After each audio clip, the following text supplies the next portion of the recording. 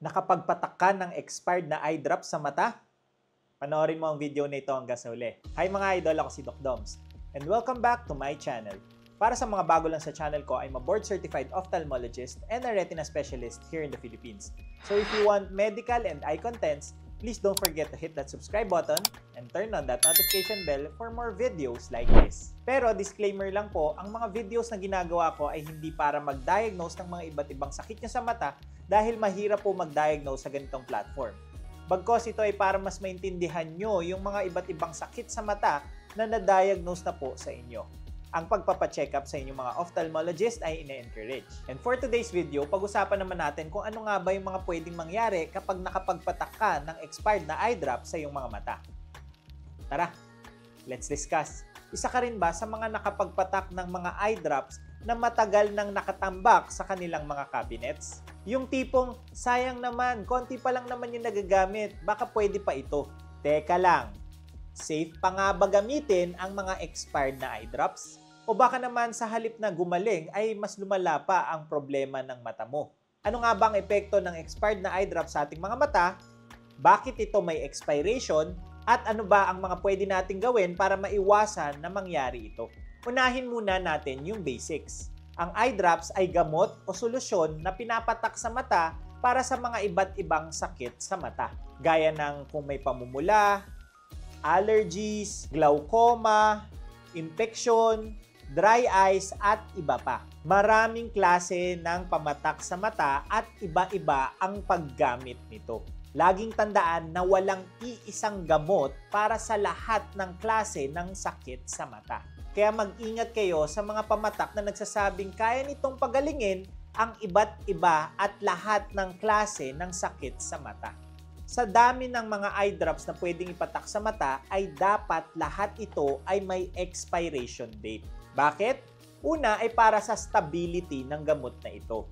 Over time kasi ay nababawasan ang bisa ng mga active ingredients ng mga ito, kaya habang tumatagal at nagiging expired ito ay nawawalan na ito ng bisa. Number 2 ay yung sterility or yung linis nito.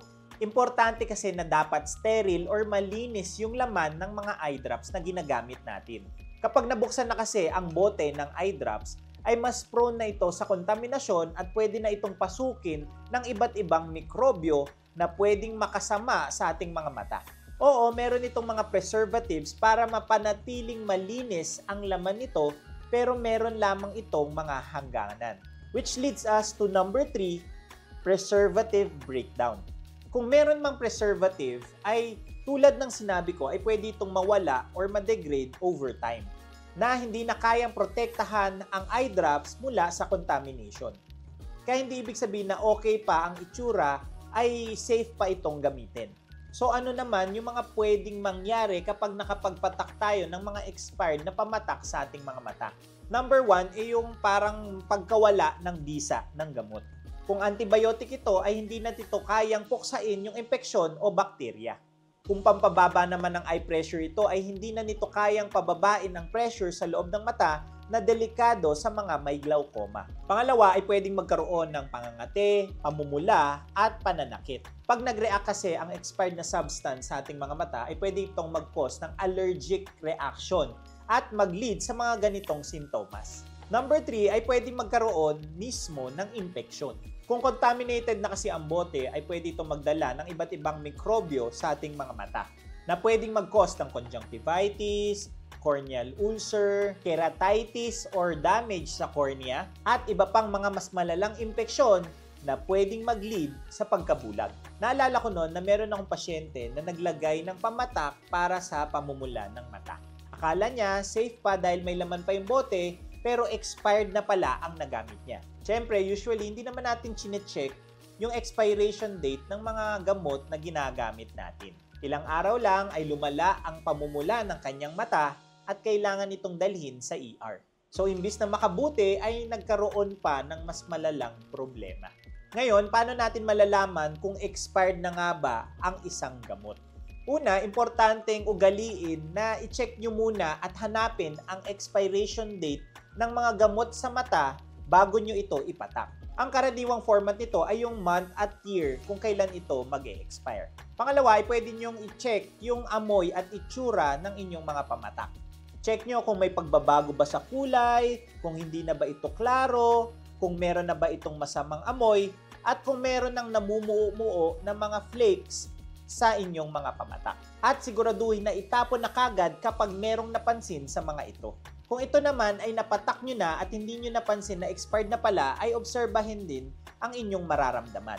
Kapag nakaramdam ng mas malalang pamumula, paghahapde at pananakit, ay senyales yan na hindi naligtas ang solusyon na nagamit mo. Kaya itigil kagad ang paggamit ng expired na gamot. Marami naman nagtatanong, Dok, kahit isang araw na expired lamang, pwede pa ba itong gamitin? Ang sagot po ay hindi nga ito advisable. Dahil kahit isang araw lamang yan, ay lagpas na ito sa oras na ito ay safe na gamitin. Ang risk ay hindi worth it lalo na pagdating sa ating mga mata.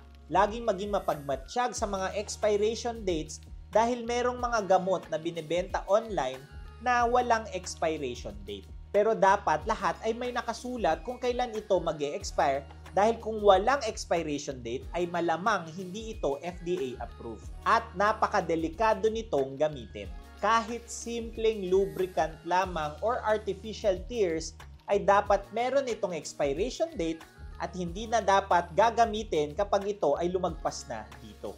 Ito ang mga tips kung gagamit kayo ng mga pamatak sa mata. Kapag ito ay binuksan mo, ay lagyan mo ng date or labelan ang gamot kung kailan mo ito binuksan. Importante ito dahil kapag ito ay nabuksan na, ay meron ka lamang 30 days or isang buwan para magamit ito. Kahit matagal pa ang expiration date, as long as nabuksan mo na ito, ay mas mainam na hindi mo na ito gamitin pag lumagpas na ng isang buwan. Pag nabuksan na kasi, ay mas tumataas ang tsansa na ito ay makontaminate at hindi na maging safe gamitin.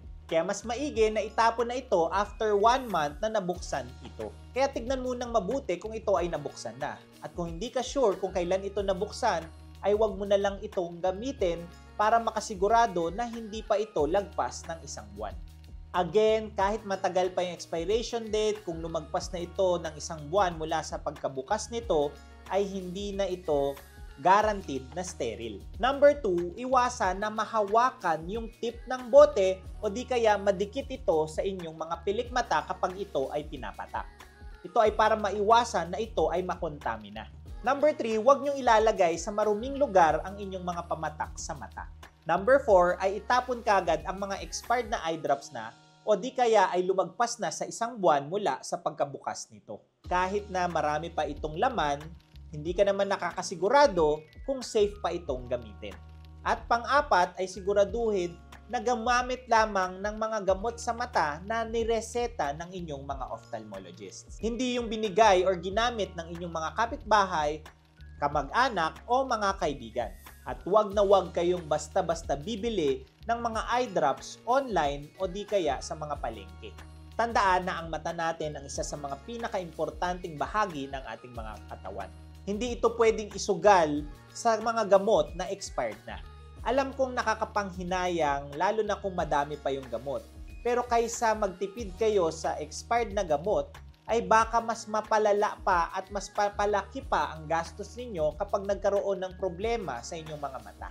At pwede pa itong makasama sa paningin mo. Kung nagdududa ka kung safe ang isang eye drops, ay itapon mo na lang ito at huwag mo na itong gagamitin.